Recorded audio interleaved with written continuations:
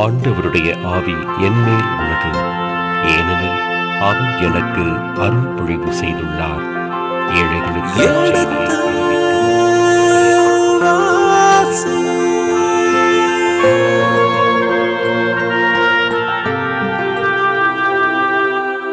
எடுத்து வாசி.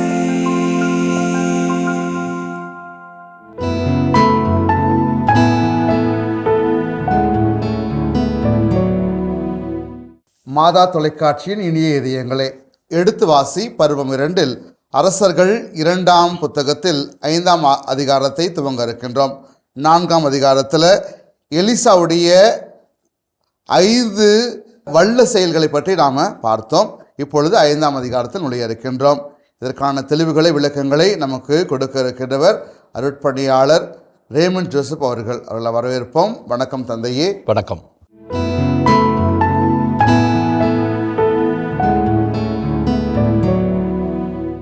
தந்தையே, நாம் இப்பொழுது இந்த 5ஆம் அதிகாரத்தில் என்ன செய்தி நாம் பார்க்க போகிறோம் தந்தையே? 5ஆம் அதிகாரம் முழுக்க முழுக்க ஒரு செய்தியை மையப்படுத்தி இருக்கிறது. நாமான் என்கின்ற சிரியா நாட்டு படைத்தலைவன். இவனுக்கு என்ன நேர்ந்தது? இவன் ஏன் இஸ்ராயலுக்கு வந்தான்? இஸ்ரேலுக்கு அவனுக்கு கிடைத்த அனுபவம் என்ன? அதை ஒட்டிய நிகழ்வுகள். இதை நாம் 27 வசனங்களில் பார்க்கிறோம். இந்த 5ஆம் அதிகாரம் பிளவுபட்ட நாடுகள் என்கிற அந்த பெரும் தலைப்பில், அரசர்கள் 2ஆம் புத்தகத்தில் இருக்க பெரும் தலைப்பில், அதாவது 1ஆம் அதிகாரம் 1 முதல் 17ஆம் அதிகாரம் 41 வரை இருக்கிற அந்த பெரும் பகுதியில் இருக்கிறது. அதுவும் குறிப்பாக எலிசேயுவினுடைய பணி என்ற அந்த சிறிய தலைப்புகள், அதில் எலிசேயுடைய பணி என்கிற 2வது பிரிவில் வருகிறது.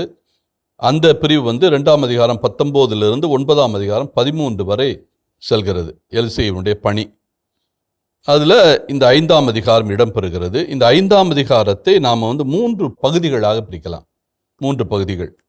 முதல் பகுதி நாமான் இஸ்ரேல் நாட்டுக்கு வருவது, அது 5ஆம் அதிகாரம் 1 முதல் 9. 2வது பகுதி நாமான் குணம் பெறுதல், 5ஆம் அதிகாரம் 10 முதல் 19. 3ஆம் பகுதி கேக்கசியின் பேராசை, 5ஆம் அதிகாரம் 20 முதல் 27 முடிய. ஆக இந்த 3 பெரும் பகுதிகளாக நாம் பிரித்திருக்கிறோம். அந்த முதல் பகுதியில் அந்த 9 வசனங்களை நாம் 4 பிரிவுகளாக பிரிக்கலாம். முதல் பிரிவு நாமானின் பிரச்சனை, என்ன பிரச்சனை அவனுக்கு, ஒரு வசனம், முதல் வசனம். 2வது பணிப்பெண்ணின் சாட்சியம், அது 2 முதல் 4 வசனம். நாமான் இஸ்ரேலின் அரசரிடம் செல்லுதல், அது 5 முதல் 7 வசனம். நாமான் எலியாவிடத்திலே சேருதல், அது 8 முதல் 9 வசனம். ஆக இந்த 4 பிரிவுகளாக அந்த 9 வசனங்கள் பிரிக்கப்பட்டிருக்கின்றன. அதன் பிறகு 2வது பகுதி நாமான் குணம் பெறுதல் அல்லது நலம் பெறுதல், அது 10 முதல் 19. இதை நாம் 5 பிரிவுகளாக பிரிக்கலாம். முதலாவது நாமானினுடைய கோபம், அவருடைய சினம், 10 முதல் 12. 2வது நாமானின் ஊழியர்களின் அறிவுரை, 5ஆம் அதிகாரம் 13ஆம் வசனம். அதன் பிறகு நாமான் நலம் பெறுதல் அல்லது குணம் அடைதல், அது 14ஆம் வசனம். 4வது பிரிவு நாமானின் பரிசு பொருளை எலிசா மறுத்தல், அது 15 முதல் 16. 5வது பகுதி நாமானின் புதிய சமயம், 17 முதல் 19. ஆக இந்த 10 முதல் 19 வசனங்கள் 5 பிரிவுகளாக பிரிக்கப்பட்டிருக்கின்றன. 3வது பெரும்பகுதி, அது 20 முதல் 27 வசனங்களை உள்ளடக்கி இருக்கிறது. அதை நம்ம 2 பிரிவுகளாக பிரிக்கலாம். முதல் பிரிவு கேக்கசி நாமானை பின்தொடருதல், அது 20 முதல் 24. கேக்கசிக்கு கிடைத்த தண்டனை, 25 முதல் 27. இந்த 27 வசனங்களில் 3 பகுதிகளாக பிரித்து அந்த 3 பகுதிகளையும் நாம் 11 பகுதிகளாக பிரித்திருக்கிறோம். முதல் பகுதியில் 4 தலைப்புகள், 2வது பகுதியில் 5 தலைப்புகள், 3வது பகுதியில் 2 தலைப்புகள். இதில் எலிசாவினுடைய ஒரு புது வல்ல செயல் இடம்பெறுகிறது. இன்னொன்று எலிசாவினுடைய தண்டனை ஒன்று இடம்பெறுகிறது. அப்படின்னா இந்த 5 அதிகாரங்களோடு எலிசா செய்த 9 வல்ல செயல்களும் 2 தண்டனைகளும் இடம்பெறும். இப்பொழுது தனித்தனியாக ஒவ்வொரு வசனத்துக்கு செல்வோம். 5ஆம் அதிகாரம் முதல் வசனம், தலைப்பு பெரும்பகுதி நாமான் இஸ்ராயல் நாட்டுக்கு வருவது 1 முதல் 9. அதில் உள்ள முதல் பிரிவு நாமானின் பிரச்சனை. ஒரே ஒரு வசனம், முதல் வசனம். சிரியா மன்னனின் படைத்தலைவரான நாமான் தம் தலைவரிடம் சிறப்பும் நன்மதிப்பும் பெற்றிருந்தார். இப்போ நாமானை பற்றி இருக்கிறது, அதே மாதிரி சிரியாவை பற்றி இருக்கிறது. சிரியாவிலிருந்து நாமான் வருகிறான். இந்த நாமானை பற்றிய சில விளக்கங்கள். சிரியா என்பது ஆராம் என்றும் அழைக்கப்படுகிறது. விவிலியத்தில் அரசர்கள் புத்தகத்தில் எடுத்துக்கிட்டோம்னா அந்த சிரியா என்பது பல நேரங்களில் ஆராம் என்று தான் அழைக்கப்படுகிறது. அதே மாதிரி இந்த சிரியாவினுடைய அல்லது ஆராம் என்கிற அந்த பகுதியினுடைய தலைநகர் தமஸ்கு. தமஸ்கு என்பது ஒரு சிறப்புமிக்க நகர். எப்படி நம்ம எரிகோவை மிக முக்கியமான நகர், பழமையான நகர் என்று சொல்கிறோமோ, அதே மாதிரி தமஸ்கு நகரம் பழமையான நகர். குறிப்பாக இந்த மத்திய தரைக்கடல் நாடுகளில் அல்லது மத்திய கிழக்கு ஆசியாவில் இருக்கிற நாடுகளில் நாம் எடுத்துக்கொண்டோம் என்றால் பழைய நகரங்கள் அதிகமாக இருக்கிறது. பழைய நகரங்கள், அந்த பழைய நகரங்கள் அதிகமாக இருந்தாலும் அதில் இன்றைக்கும் வாழ்கின்ற நகரங்கள் அப்படின்னு எடுத்துக்கிட்டோம்னா ரொம்ப வெகு சில நகரங்களை மட்டும்தான் சொல்ல முடியும். குறிப்பாக எரிகோ, 2வது தமஸ்கு, 3வது எருசலேம், 4வது பாக்தாத். பாக்தாத் என்பது ஈராக் நாட்டில் இருக்கிறது. இவையெல்லாம் பழமையான நகரங்கள். இன்றைக்கும் அந்த பாக்தாத் தான் அந்த காலத்தில் பாபிலோன் என்று அழைக்கப்பட்டது. அதனால் இந்த நகரங்கள் எல்லாம் இன்றைக்கும் உயிரோடு இருக்கின்றன. ஒருவேளை அந்த இடங்களில் கொஞ்சம் கொஞ்சம் மாற்றங்கள் வந்திருக்கலாம், ஆனால் பழமையான நகரங்கள். இதெல்லாமே பழமையான நகரங்கள், மிக பழமையான நகரங்கள். தொல்பொருள் ஆராய்ச்சி வழியாக நம்ம இதை கண்டுபிடிக்கின்ற போது இந்த நகரங்கள் ஏறக்குறைய 5000 ஆண்டுகளுக்கு முன்னாலேயே இருந்திருக்கின்றன என்பதை கண்டுவர முடிகிறது. எருசலேமில் சாலோம் என்கிற நகராக இருந்தது. நம்ம மெல்கிசதேக்கை பற்றி படிக்கின்ற போது மெல்கிசதேக் சாலோமின் அரசன் என்று நாம் வாசிக்கிறோம். சாலேம் என்றால் அமைதி, அதுதான் இர் ஷலோம் என்று மாறியது. இர் ஷலோம் என்றால் இரு என்றால் நகர், ஷலோம் என்றால் அமைதி, அமைதியின் நகர். எனவே இந்த நகரங்கள் எல்லாம் மிக பழமையான நகரங்கள், உயிரோடு இன்றைக்கும் வாழுகின்ற நகரங்கள். அப்படி பார்த்தோம்னா தமஸ்கு நகரமும் மிக பழமையான நகர். இந்த சிரியா நாடு, அதனுடைய தலைநகர் தமஸ்கு. இஸ்ரேல் இதற்கு அண்டை நாடு. இது இஸ்ரேலுக்கு வடகிழக்கே அமைந்திருக்கிறது. வடக்கும் கிழக்கும். இஸ்ரேலுக்கு வடக்கே லெபனான் மலைகள் இருக்கிறது. அந்த லெபனான் மலைகளுடைய தொடர்ச்சி அதனுடைய கிழக்கு பகுதி. அந்த கிழக்கு பகுதியில் தான் சிரியா இருக்கிறது. இந்த சிரியாவினுடைய தலைநகராகத்தான் நாம் எந்த நகரை பார்க்கிறோம்? தமஸ்கை பார்க்கிறோம். இதில் என்ன ஒரு விசித்திரம் என்றால், இஸ்ராயேலும் சிரியாவும் ரொம்ப நண்பர்களாக இருப்பார்கள், ரொம்பவும் சண்டைக்காரங்களாகவும் இருப்பாங்க. எப்போ சண்டை போடுவாங்க, எப்போ நண்பர்களாக மாறுவார்கள் என்று சொல்லவே முடியாது. அவருடைய ஏறக்குறைய பல நூற்றாண்டு கால வரலாற்றில் அவர்கள் சண்டையும் போடுவார்கள், நண்பர்களாக மாறுவார்கள். பல நேரங்களில் நண்பர்களாக இருந்திருக்கிறார்கள், பல நேரங்களில் சண்டைக்காரர்களாக மாறியிருக்கிறார்கள். இன்றைக்கு இஸ்ரேலுக்கும் சிரியாவுக்கும் பயங்கரமான சண்டை.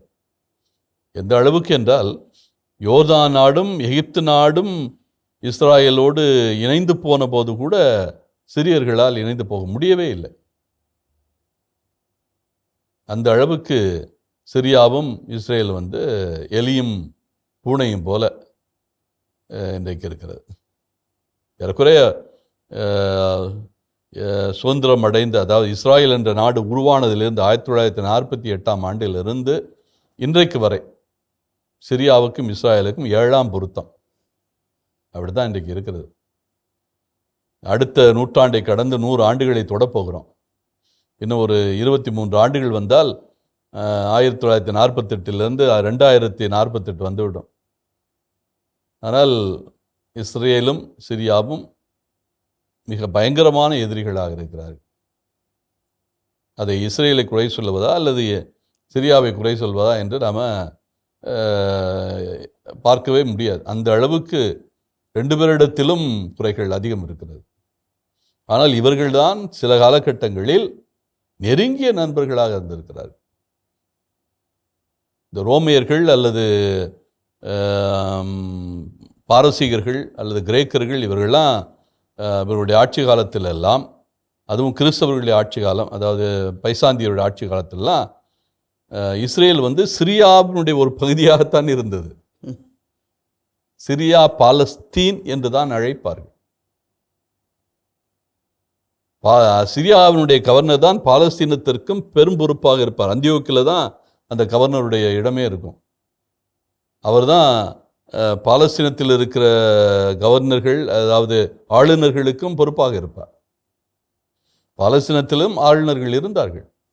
ஆனால் சிரியாவில் இருக்கிற ஆளுநர்கள் தான் இந்த எல்லா பகுதிகளுக்கும், சிரியா பகுதியில் இருக்கிற எல்லாவற்றுக்கும் பொறுப்பாக இருந்தார். சிரியா என்றால் அதில் பல்வேறு பகுதிகள் உள்ள வரும். யூதேயா வரும், சமாரியா வரும், இதிமேயா வரும், அதே மாதிரி தெக்காப்புரை நகரங்கள் வரும், இத்தூரியா வரும், திர்கோனித்திஸ் வரும், சிரியாவே வரும். இந்த எல்லா பகுதியிலும் அடங்கியது சிரியா என்கிற பெரிய மாநிலம். அந்த பகுதியினுடைய ஆளுநரை வைத்துத்தான் இந்த ஆளுநர்கள் எல்லாம் செயல்பட வேண்டும். இப்போ இடையில் ஏதாவது போராட்டங்கள் வந்துவிட்டால் அந்த போராட்டம் நடக்கின்ற விதங்களை பற்றியெல்லாம் அதற்குரிய போர் வீரர்களை யார் அனுப்பணும்னா சிரியா உடைய அந்த பெரிய ஆளுநர் தான் அனுப்புவார், அந்தியோக்கியில் இருக்கிற ஆளுநர். அந்த அளவுக்கு சிரியாவும் இஸ்ரேலும் ஏறக்குறைய இணைந்தே இந்த 3 ஆட்சி காலத்திலும், கிரேக்க, ரோமை, பாரசீகம், அதே மாதிரி பைசாந்தியருடைய ஆட்சி காலத்தில். அதனால் சிரியாவையும் இஸ்ரேலையும் ஒரு கட்டத்தில் பிரித்து பார்க்க முடியாது, இன்னொரு கட்டத்தில் முழுக்க பிரித்து பார்க்கணும். இந்த சூழலில் தான் பழைய காலத்திலும் இருந்தது. சாலமோன் தாவீது காலத்தில் சிரியா இஸ்ரேல் ஒரு பகுதியாக தான் இருந்துச்சு. சாலமோன் காலத்திலும் தாவீது காலத்திலும் அந்த அளவுக்கு அவர்கள் தங்களுடைய நாட்டை விரித்திருந்தார்கள். அதன் பிறகுதான் சாலமோனுடைய காலத்துக்கு பிறகு நாடு 2ஆக துண்டாக்கப்பட்ட பிறகுதான் சிரியா தனித்து இயங்க ஆரம்பித்தது. அப்பொழுதும் 2 பேருக்கும் சண்டைகள். என்றால் கிளையாது என்கிற அந்த தங்கச் சுரங்கம், அவர்களுக்கு கிளையாது தான் தங்கச் சுரங்கம். அதாவது டிரான்ஸ்ஜோர்டன் என்ற பகுதியில், அந்த யோர்தானுக்கு அக்கறை பகுதியில் இருக்கிற கலிலியா கடலுக்கு கிழக்கே இருக்கிற பகுதி தான் கிளையாது. அந்த கிளையாது பகுதியை முன்னிட்டு தான் இஸ்ரேலுக்கும் யாருக்கும் சண்டை வரும். சிரியா இன்றைக்கு அதுதான் அதே கிளையாது பகுதி தான். அந்த கிளையாது பகுதி இன்றைக்கு கோலான் ஹைட்ஸ் என்று அழைக்கப்படுகிறது. கோலான் ஹைட்ஸ் என்று அழைக்கப்படுகிற அந்த பகுதியை வைத்தான் இன்றைக்கும் சண்டை. இந்த கிளையாது பகுதி தான் 1967 நடந்த போரிலே சிரியாவுடைய இந்த கோலான் ஹைட்ஸ் என்று அழைக்கப்படுகிற அந்த பகுதியை, அதாவது கோலான் உயர் மலைகள், அந்த பகுதியை யார் எடுத்துக்கிட்டா இஸ்ரேல் பிடித்து விட்டது. இன்றைக்கும் அந்த ஆக்கிரமிப்பு தொடர்கிறது. எனவே இப்படி பார்க்கிற போது சிரியாவும் இஸ்ரேலும் தங்களுக்குள்ளே நண்பர்களாக இருந்திருக்கிறார்கள், பகைவர்களாக இருந்திருக்கிறார்கள். ஆனால் இப்பொழுது வருகின்ற அந்த சூழலை நாம் பார்க்கின்ற போது, ஏற்கனவே ஆகாப்பு காலத்திலே 3 போர்களை சிரியாவும் இஸ்ரேலும் நடத்தி இருக்கிறது. அந்த 3 போர்களில் 2 போர்களில் இஸ்ராயல் வென்றிருக்கிறது, ஆகாப்பு வென்றிருக்கிறான். அந்த இறுதிக்கட்ட போரிலே, 3வது போரிலே ஆகாப்பு இறந்திருக்கிறான். தோல்வி மட்டுமல்ல, மன்னனே இறந்திருக்கிறான். இதில் உள்ள ஒரு சிறப்பு என்னவென்றால், இது வரலாற்று பூர்வம் அல்ல, ஆனால் பாரம்பரியமாக நம்பப்பட்டு வருவது, இந்த ஆகாப்பை அம்பு எய்து கொன்றவன் வேறு யாரும் இல்லை, நாமான் என்கிற கருத்து. நாமான் தான் யாரையோ குறிவைப்பதற்கு வைத்த போது அந்த அம்பு யாருடைய கழுத்திலே பாய்ந்து விட்டது? ஆகாப்புடைய கழுத்திலே பாய்ந்து விட்டது. அவன் இறந்து விட்டான். எனவே நாமானோடு அதை ஒப்பிட்டு இணைத்து சொல்வார்கள். அதனால் எந்த அளவு உண்மை என்று நமக்கு தெரியாது. எனவே இந்த நிலையில் நாம் சிரியாவை பார்க்கிறோம். இந்த சிரியா மன்னன், அவனுடைய படைத்தலைவன் நாமான். இவனை பற்றி நல்ல செய்திகள் வருகின்றது. அந்த படைத்தலைவன் எப்படிப்பட்டவன்? ஏனெனில் அவர் மூலமாய் ஆண்டவர் சிரியாவுக்கு வெற்றி அளித்திருந்தார். இந்த குறிப்பு நான் ஏற்கனவே ஆகாப்பு காலத்தில் நடந்த 3வது போர். இவன் வழியாகத்தான் ஆண்டவர் சிரியாவுக்கு வெற்றி கொடுத்திருக்கிறார். அப்ப சிரியா வெற்றி பெற்றதே யாருடைய தயவனால தான்? யாவேயுடைய தயவு. என்றால் ஆகாப்புக்கு இழப்பு நேர வேண்டும். அதான் இறைவாக்கின எலியாவினுடைய வேண்டுதல். அவன் செய்த கொடுஞ்செயல், நாபோத்தை கொன்று அவனுடைய நிலத்தை அபகரித்த அந்த குற்றத்திற்காக ஆகாப்பு ஒரு காலம் உயிர் வாழக்கூடாது என்பதிலே எலியா இறைவாக்கினர் தெளிவாக இருந்தார். அதற்கு தண்டனை வர வேண்டும் என்பதிலும் அவர் சரியாக இருந்தார். அதனால சிரியா மேற்கொண்ட அந்த போரிலே யோசபாத்தும் கலந்து கொண்டாலும், அதாவது தென்னாடும் கலந்து கொண்டாலும், 2 நாடுகளும் இணைந்து சிரியாவுக்கு எதிராக போரிட்டாலும் இந்த 2 பேரால் யாரை வெற்றி கொள்ள முடியவில்லை? சிரியாவை வெற்றி கொள்ள முடியவில்லை. எனவே போரிலே தோல்வி கண்டார்கள். ஆனால் அந்த தோல்வி எதற்காக வந்தது? ஆகாப்புக்காக, ஆகாப்புனுடைய செயலுக்காக வந்தது. அந்த தோல்வியிலே செயலாற்றியவர் யார்? யாவே. எனவே சிரியாவுக்கு வெற்றி கொடுத்ததே யாவேதான் என்கிற அந்த கருத்து. அந்த வெற்றியை குணர்ந்தவன் இந்த நாமான். அது மட்டுமல்ல, அவர் வலிமை மிக்க வீரர். வலிமை மிக்க வீரர். இந்த வலிமை மிக்க வீரர் என்கிற வார்த்தை விவிலியத்தில் ஒரு முக்கியமான வார்த்தை. இந்த வலிமை மிக்க வீரன் என்று விவிலியத்தில் நிறைய பேரை சொல்லுவாங்க. கிதியோன், நீதித்தலைவர்கள் 6ஆம் அதிகாரம் 12ஆம் வசனம். அவன் வலிமை மிக்க வீரன். அதே மாதிரி இப்தா, கிதியோனுக்கு அடுத்து வருகிற நீதித்தலைவன் இப்தா, அவனும் 11ஆம் அதிகாரம் 1 அவனும் வலிமை மிக்க வீரன் என்று குறிக்கப்படுகிறான். அதே மாதிரி தாவீது, பேரரசன் தாவீது, சாமுவேல் முதல் புத்தகம் 16ஆம் அதிகாரம் 18ஆம் வசனம், அவரை பற்றியும் வலிமை மிக்க வீரன் என்று சொல்லுகிறார்கள். அதே மாதிரி யெரொபெயாம், முதலாம் யெரொபெயாம், அந்த வடநாடு உருவாக காரணமாக இருந்தவன், அவனையும் வலிமை மிக்க வீரன் என்று சொல்லுகிறார்கள். அரசர்கள் முதல் புத்தகம் 11ஆம் அதிகாரம் 28. அதே மாதிரி குறிப்பேட்டு புத்தகம், குறிப்பேட்டு நூல் 2ஆம் புத்தகம் 17:17 இன்னொருவரை, இந்த எலியாதா என்கிறவரை வலிமை மிக்க வீரன் என்று சொல்லுகிறார்கள். இந்த வலிமை மிக்க வீரன் என்றால் இறைவனுடைய வலிமையும் ஆற்றலையும் பெற்றவர்கள். இவர்களை யாராலும் வெல்ல முடியாது. அந்த அளவுக்கு சிறப்பு மிக்கவர்கள். அப்போ படைத்தலைவன் நாமானும் அந்த வரிசையில் வருகிறார். இந்த விவிலியம் கூறுகின்ற பல்வேறு தலைவர்களில் அல்லது நீதி தலைவர்களில் அல்லது அரசர்களில் பிற இரத்தவனை பார்த்து இவன் வலிமை மிக்க வீரன் என்று சொல்வது இந்த நாமானை குறித்து தான். அதுவும் இதில் ஒரு சிறப்பு. அப்போ இந்த நாமான் படைத்தலைவன், வலிமை மிக்க வீரன், அது மட்டுமல்ல சிறப்பு மிக்கவன், நன்மதிப்பு பெற்றிருக்கிறவன்.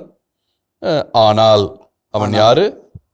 ஒரு தொழுநோயாளி. அவன் தொழுநோயை பிடித்திருக்கிறான். அது எப்போ வந்தது என்று நமக்கு சொல்லப்படவில்லை. நிச்சயமாக அண்மை காலத்தில், இந்த போருக்கெல்லாம் பிறகுதான் வந்திருக்க வேண்டும். ஏன்னால் தொழுநோய் பிடித்தவர்கள் அந்த காலத்தில் அருகிலே விடமாட்டாங்க. அவர்கள் தூரத்தில் இருக்க வேண்டும். அவர்களுக்கு நிறைய சட்டத்திட்டங்கள்லாம் இருக்கிறது. இது தோல் சம்பந்தப்பட்ட நோய். அதனால் இது தீட்டு. ஏன்னா உடலின் பாகங்கள் அழுகிட்டே போகும் தொழுநோயில். அதற்கு மருந்து எதுவும் கிடையாது. எப்போ ஒருவனுக்கு தொழுநோய் வந்து விட்டதோ அவன் நடைப்பிணம் அப்படி தான் அழைப்பார்கள். அவன் ஏற்கனவே என்ன செத்து போயிட்டான். என்னென்னா கொஞ்சம் காலம் அவன் நடந்துக்கிட்டே இருப்பான், அப்புறம் அவனை அடக்கம் செய்யணும். நடைப்பிணமாக இருப்பான். அவனுக்கு உயிர் இருப்பதாக யாருமே நினைக்கிறது இல்லை. அவன் ஒரு மனிதன் என்று யாரும் ஏற்றுக்கொள்வது கூட இல்லை. புழுக்கள் அவனுடைய உடலை தின்னும். அந்த சதைகளையெல்லாம் அப்படியே கொஞ்சம் கொஞ்சமாக அரிச்சிக்கிட்டே போகும். பார்க்க அருவருப்பாக இருக்கும். இந்த தொழுநோய் பிடிக்கப்பட்டவர்கள் விவிலியத்தில் கொஞ்சம் பேர் இருக்கிறாங்க. மிரியம் கடவுளுடைய தண்டனையால் எண்ணிக்கை நூல் 12:12 மிரியாம் தொழுநோய் பிடிக்கப்படுகிறார். மோசேக்கு எதிராக அவர் குரல் எழுப்பியதால். யோபு நல்ல மனிதர், நேர்மையாளர், ஆனால் அவருக்கும் தொழுநோய் பிடிக்கிறது. யோபு 18:13 ஆக இவர்களெல்லாம் விவிலியத்தில் தொழுநோய் பிடித்த மனிதர்களாக சுட்டிக்காட்டுப்பார். புதிய ஏற்பாடும் தொழுநோயை பற்றி பேசுகிறது. இந்த லேவியர் புத்தகம் 13ஆம் அதிகாரம் 14ஆம் அதிகாரம் 2 அதிகாரங்களும் தொழுநோயாளர் அப்படி யார், அவருக்கான சட்டங்கள் என்ன, அவர் குணம்பெற்று விட்டால் எப்படி அவருக்கு இந்த தீட்டு கழிக்கணும் என்கிற விலாவாரியான விளக்கங்களை சொல்லுகிறது. தொழுநோய் என்றால் எல்லா தோல் நோய்களும் அதில் அடங்கும். அதனால் முழுவதுமாக உடலை அரிக்கின்ற நோய்கள் கூட அதில் அடங்கும். தோல் சம்பந்தப்பட்ட எல்லா நோய்களும், அது சின்ன நோயாக இருக்கலாம், அது பெரும் நோயாக இருக்கலாம். பெரும் நோயாளிகள் இவர்களை மனிதர்களாக எண்ணுவதே இல்லை.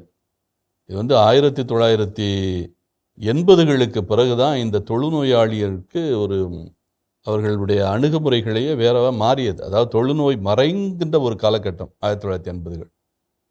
இந்தியாவிலேயே ஏறக்குறைய 200 ஆண்டுகளாக தொழுநோயை நீக்குவதற்கு எத்தனையோ போராட்டங்கள் என்றால் முயற்சிகள் நடந்திருக்கு. நீங்கள் எல்லா ஊர்கள்லேயும் பார்த்தீங்கன்னா